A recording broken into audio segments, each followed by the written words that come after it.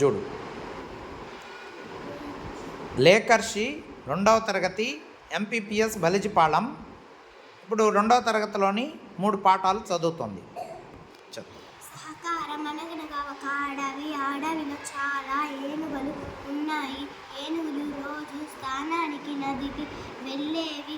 దారిలో ఏనుగుల కాళ్ళ కింద పడి చాలా ఎలుకలు చనిపోతుండేవి. ఇది ఎలుకల రాజుకు చాలా బాధ కలిగించింది. అవి ఏనుగుల రాజుతో మాట్లాడింది. మమ్మల్ని తప్పకుండా జాగ్రత్తగా వెళ్ళండి అంది. మీకు అవసరమైనప్పుడు సాయం చేస్తానంది. ఒకరోజు ఏనుగులు నదికి స్నానానికి వెళ్తున్నాయి. అనుకోకుండా అవి వలలో చిక్కుకున్నాయి. ఏనుగులు రాజు సహాయం కోసం పెద్దగా అరిచింది. ఎలుకల రాజు వచ్చి చూసింది. ఎలుకల రాజు తన పరివారాన్ని పిలుచుకొని వచ్చింది. ఎలుకలన్నీ కలిసి వలను కొరికేశాయి.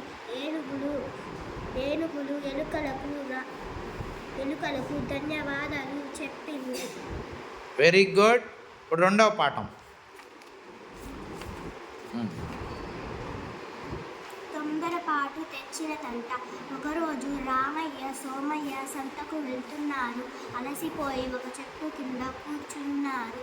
పాయసం చేయడానికి ఏమేమి కావాలో అడిగాడు సోమయ్య. ఏమేమి కావాలో చెప్పాడు రామయ్య. ఇదంతా చెట్టు మీదున్న పిట్టలు విన్నాయి. పిట్టలు కూడా పాయసం చేయాలనుకున్నాయి. అవి కూడా సంతకు వెళ్ళి కావాల్సిన బెల్లం, రవ్వ, పాలు, నెయ్యి, ద్రాక్ష, జీడిపప్పు తెచ్చుకున్నాయి. చెట్టు కింద పిట్టలు పాయసం చేయడం మొదలుపెట్టాయి. పాయసం కుతకుత ఉడుకుతుంది. గుమగుమ వాసన వస్తుంది. పాయసం వాసనకు ఒక పిట్టలకు నోరూరుతోంది. ఒక పిట్టకు పాయసం రుచి చూడాలని చాలా కోరిక కలిగించింది.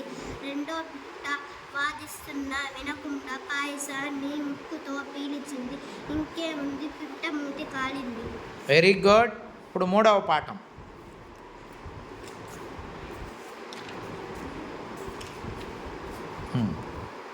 కొంగ సాయం. అడవిలోని జంతువులకు డాక్టర్ కోతి వైద్యం చేసేది. కోతి వైద్యం అంటే అడవిలోని జంతువులకు చాలా నమ్మకం.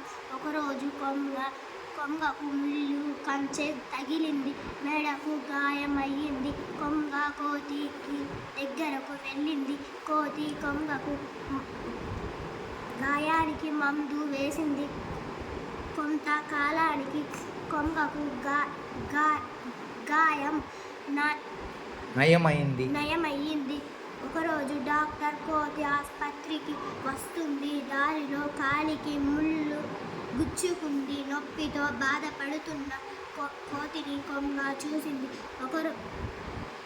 కోతి కాలికి గుచ్చుకున్న ముళ్ళును కొంగ తన పొడవైన ముక్కుతో లాగేసింది. కోతికి నొప్పి తగ్గింది. సంతోషపడింది. Very good. ఇప్పుడు ఈ లేకర్షి చాలా బాగా చదివింది. అందరు కూడా ఈ అమ్మాయిని అభినందించండి.